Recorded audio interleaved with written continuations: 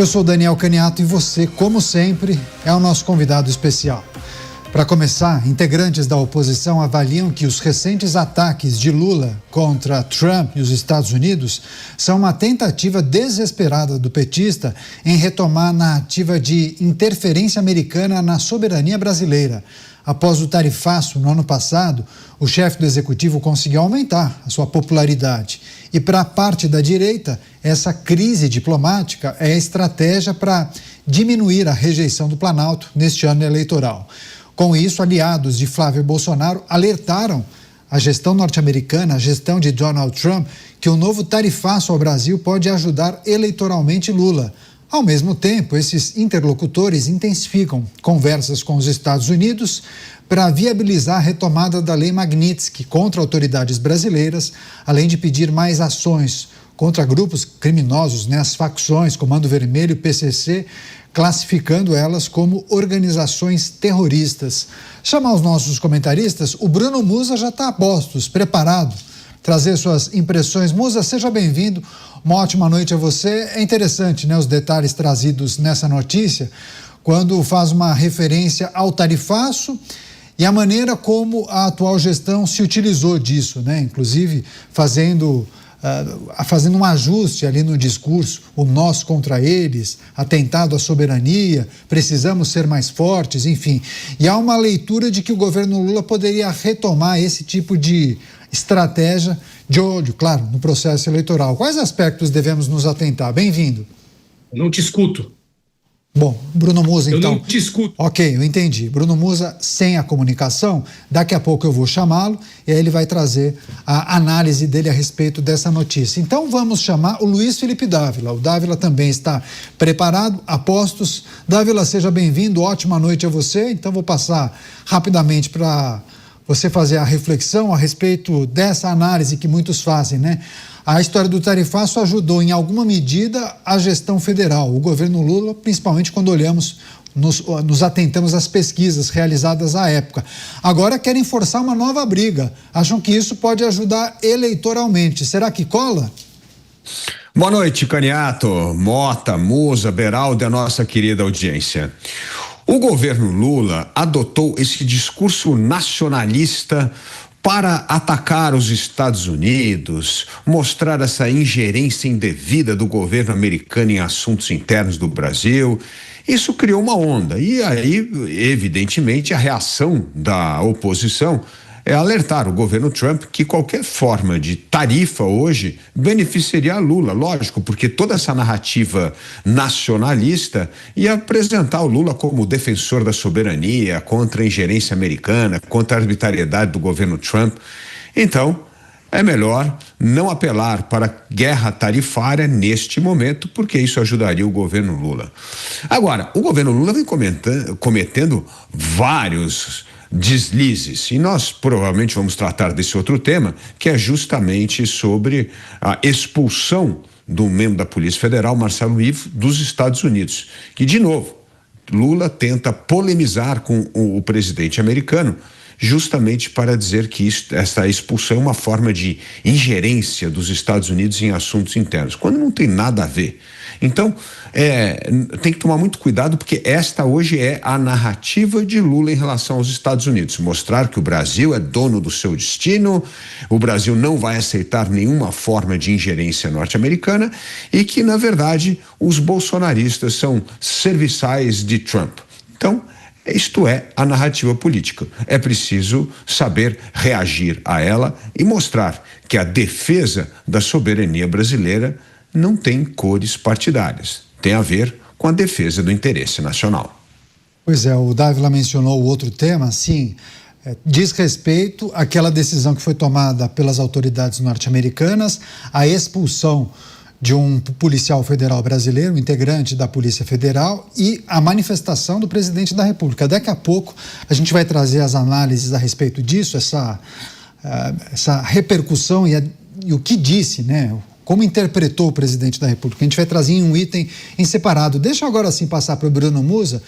Havia um problema de comunicação, o Musa não me escutava. Agora sim, Musa? Bem-vindo, ótima noite a você. Quais aspectos dessa interpretação que vem sendo feita pelo governo nós devemos nos atentar?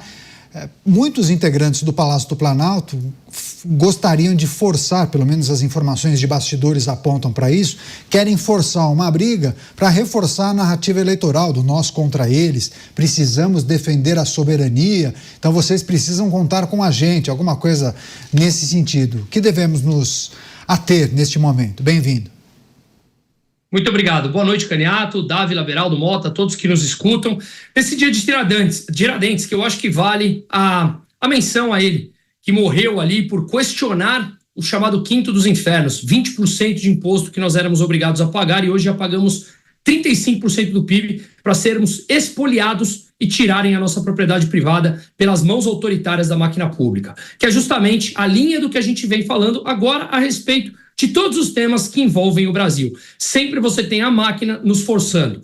E o que nós vemos hoje é, mais uma vez, o governo Lula forçando essa briga em nome do Brasil, ou seja, representado pelos pagadores de impostos, ele abrindo a boca para falar e comprar briga contra o nosso maior parceiro comercial, ou melhor, segundo maior parceiro comercial, o primeiro é a China.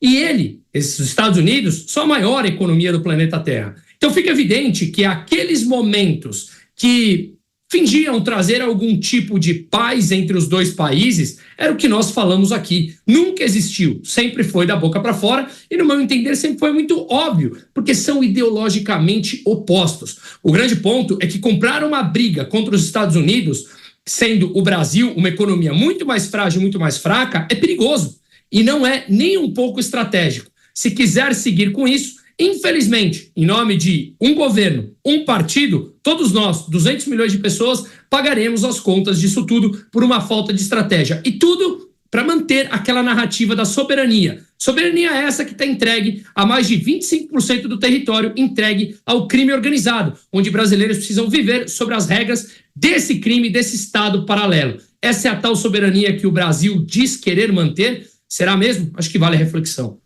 Pois é, deixa eu chamar o Cristiano Beraldo para trazer também as reflexões dele a respeito desse diagnóstico, esse raio-x que muitos integrantes do Palácio do Planalto fizeram e entendem que é preciso retomar a narrativa de interferência norte-americana, defesa da soberania nacional e alguns elementos poderiam ser utilizados para reforçar esse discurso.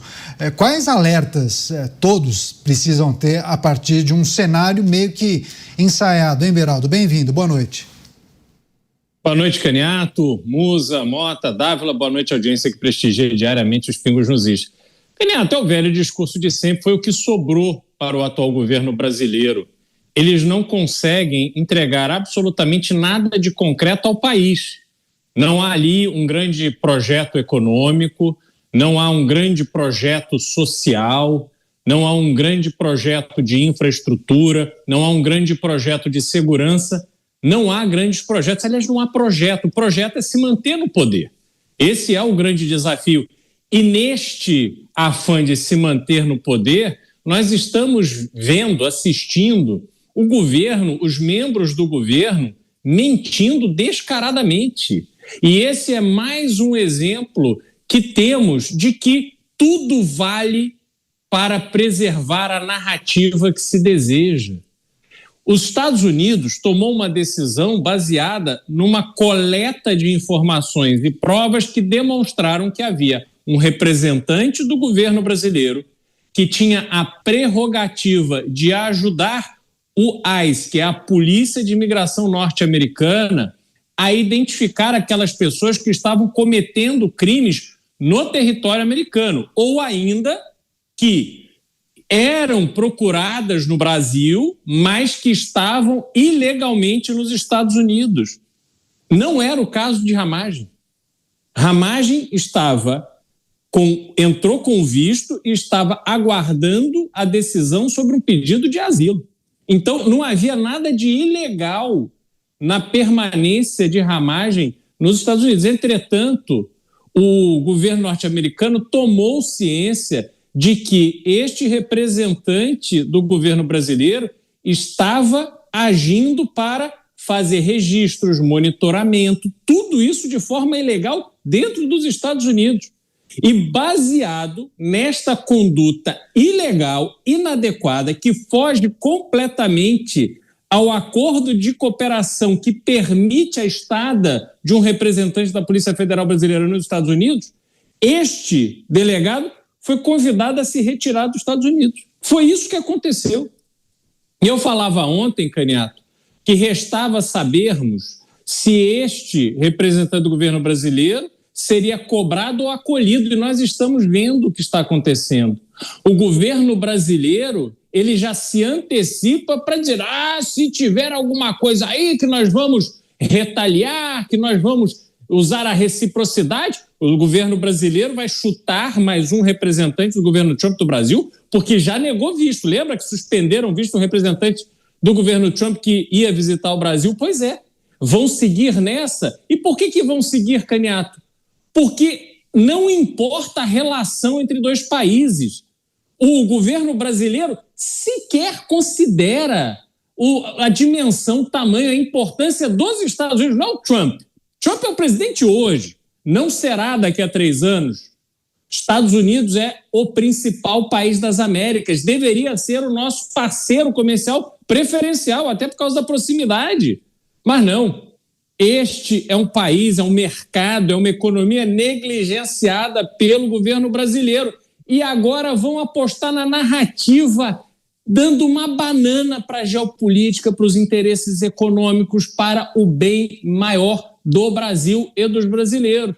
É isso que nós estamos assistindo mais uma vez, uma atuação completamente medíocre do ponto de vista internacional do atual governo. Pois é, a análise de integrantes da oposição que indicam que os integrantes do governo, pessoas que são muito próximas ao presidente da República, estariam usando a crise para fins eleitorais, ou pelo menos alguns aspectos da relação Brasil e Estados Unidos para turbinar o processo eleitoral, o discurso eleitoral e a narrativa que vai ser adotada. Deixa eu chamar o Roberto Mota, também está com a gente neste feriado. Mota, seja bem-vindo, uma ótima noite a você. Há indicações, pelo menos nessa notícia, que aliados de Flávio Bolsonaro estariam alertando a gestão de Donald Trump que um novo tarifaço poderia dar munição a Lula e aos seus auxiliares no processo eleitoral deste ano. E colocam também no mesmo bojo até a história da classificação dos grupos criminosos brasileiros como terroristas, que isso poderia, inclusive, dar munição para a atual gestão, falar em soberania, ataque à soberania nacional. Quais aspectos lhe chamam a atenção? Bem-vindo.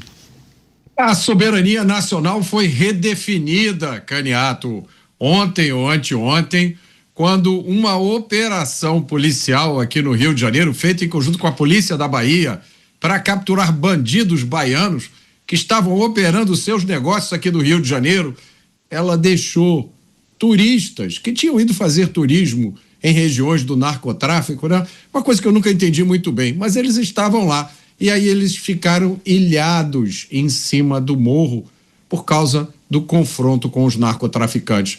Essa é a soberania nacional. Boa noite para você, boa noite aos meus colegas de bancada, boa noite à nossa audiência. Eu acho isso uma grande bobagem. Eu nunca achei que essa história de tarifa tinha qualquer influência sobre o voto da maioria das pessoas. O que dirá, então, imaginar que o cidadão brasileiro vai achar ruim que os Estados Unidos classifiquem as facções como terroristas? Vai achar que isso é um atentado à soberania e vai votar na esquerda por causa disso? Olha, esse raciocínio, para mim, não faz nenhum sentido. Aliás, a maioria das pessoas nem consegue acompanhar direito como está essa história das tarifas. Na minha opinião, a única tarifa que tem relevância nessa eleição é a taxa das blusinhas. Essa, sim, causou um prejuízo irrecuperável, mas ao governo. Na verdade, na minha realidade, nas ruas onde eu ando e com as pessoas a que eu converso, a opinião da maioria delas é que a timidez do governo Trump em reagir às provocações do atual governo federal do PT, isso sim é o que ajuda a esquerda. Pois é, deixa eu passar mais uma vez para o Dávila, porque é preciso também entender o quanto a administração norte-americana pode ser influenciada por um alerta, por exemplo, de um aliado de Flávio Bolsonaro. Se alguém chegar e disser, olha, se vocês aplicarem uma tarifa, vocês estarão ajudando Lula a se reeleger. As coisas funcionam nesses termos, Dávila? Porque senão fica parecendo que a gestão é suscetível a palpite e sugestão de figuras que não tratam na esfera diplomática, né? Conta pra gente como é que funciona esse tipo de comunicação na prática. Isso é totalmente fantasia, Caniato, achar que a política externa americana para o Brasil será feita com conversas de pé de ouvido com uma pessoa A ou pessoa B. Isso não existe. Os Estados Unidos tem um departamento de política externa, tem lá o setor, o que ele chama Desk de América Latina, e ali está o Brasil, e tem gente especializada em Brasil, a própria interlocução com a embaixada aqui, com várias pessoas. Na verdade, um mosaico de conversas, dados, informações que acabam moldando a política externa dos Estados Unidos em relação ao Brasil. Então, não existe essa pessoa que tem um poder excepcional, uma influência inacreditável, que pega o telefone e liga para o presidente dos Estados Unidos e aí dali ele vai definir a política externa americana. As coisas não funcionam assim. Então, isso é, na verdade, lorota para se contar em época de eleição para dizer que a pessoa tem grande influência junto ao governo norte-americano. Isso não existe. O governo americano sabe muito bem o que tem que fazer em relação ao Brasil, apenas esses alertas são importantes para sentir a temperatura eleitoral de determinados temas aqui.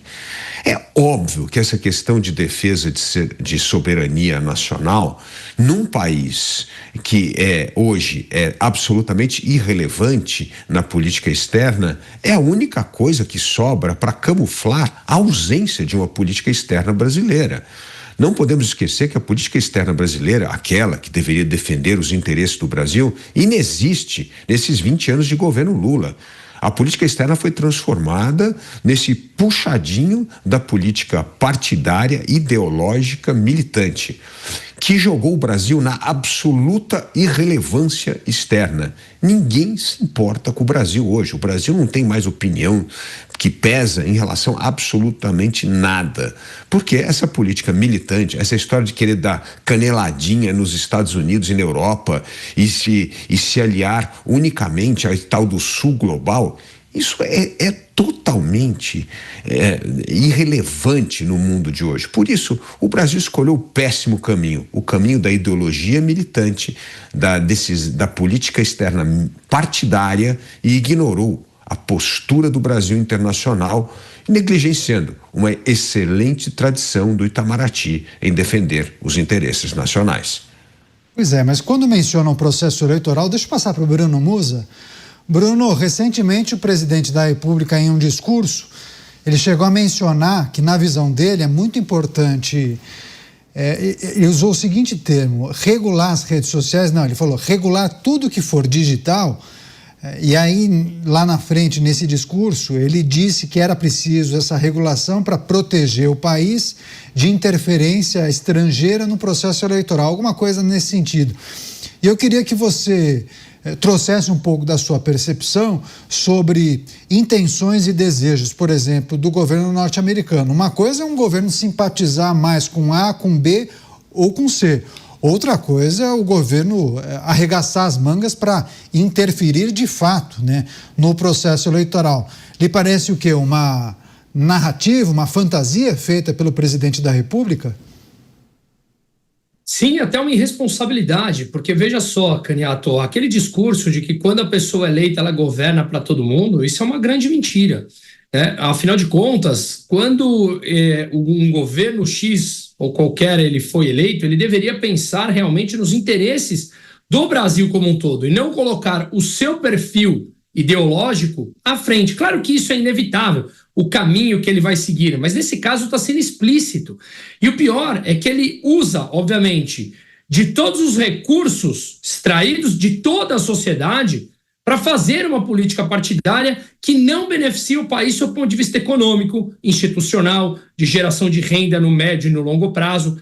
Não há esse pensamento estratégico. Há uma um total descalabro na política externa brasileira. Não é de hoje, a gente já vem falando isso há muito tempo.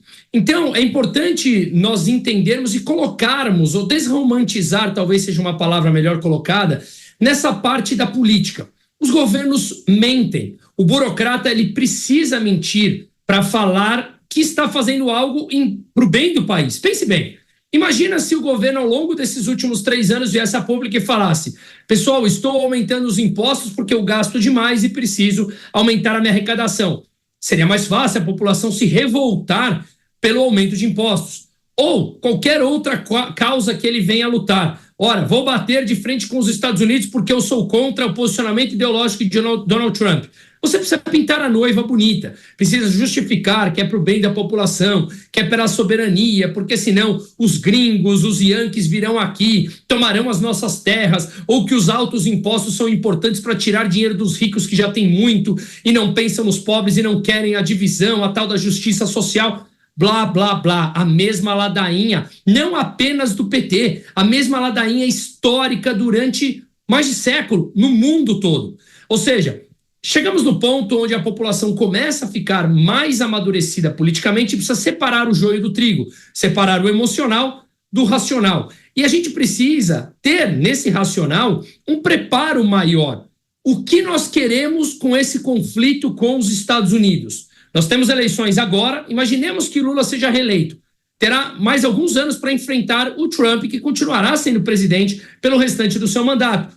Qual será a relação e como isso beneficia, economicamente principalmente, aos brasileiros? Será que há um benefício ou uma luta ideológica para tentar angariar votos nas eleições e depois? O que vem? Mais sofrimento pela frente com toda a crise doméstica que já temos plantada?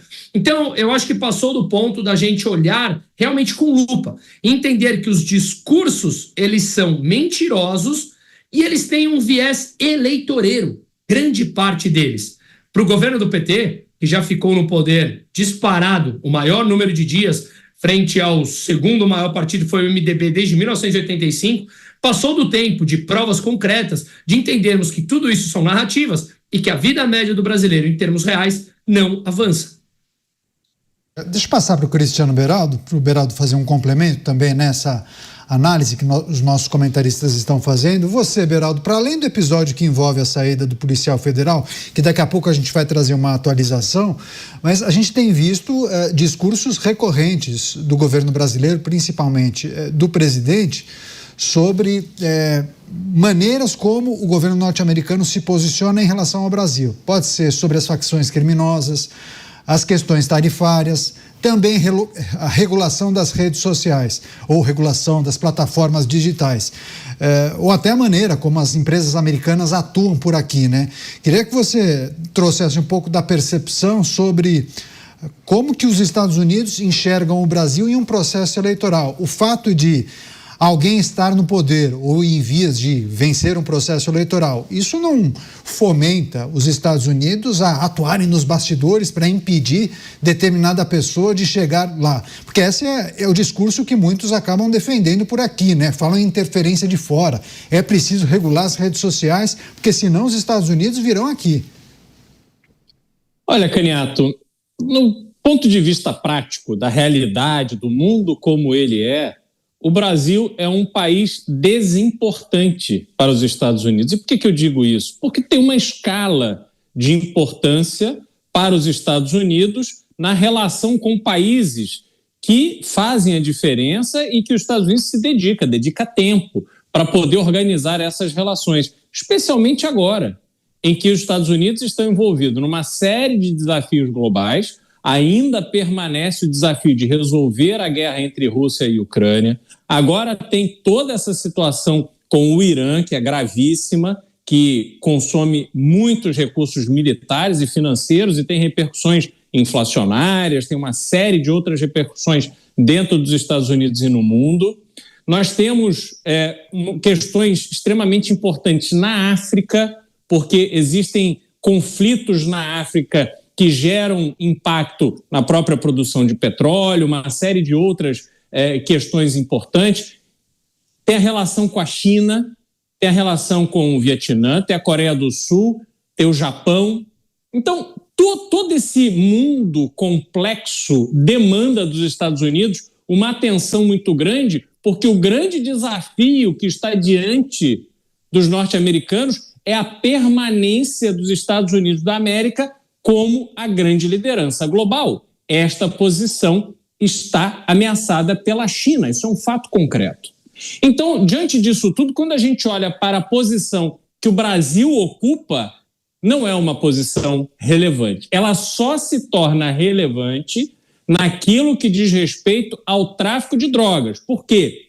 Porque o governo Donald Trump identificou que as drogas que entram nos Estados Unidos, especialmente vindo da América do Sul, produzem internamente problemas gravíssimos, tanto de criminalidade como problemas de ter que cuidar de uma parcela da população que é viciada em drogas. Então, isso sim impacta os Estados Unidos. Eles vão agir. O governo brasileiro pode gostar, pode não gostar, pode espernear. Eles vão agir assim como agiram na Venezuela, assim como lançaram bombas contra embarcações que estavam transportando drogas. Isso vai acontecer em relação ao Brasil, eu não tenho a menor dúvida disso.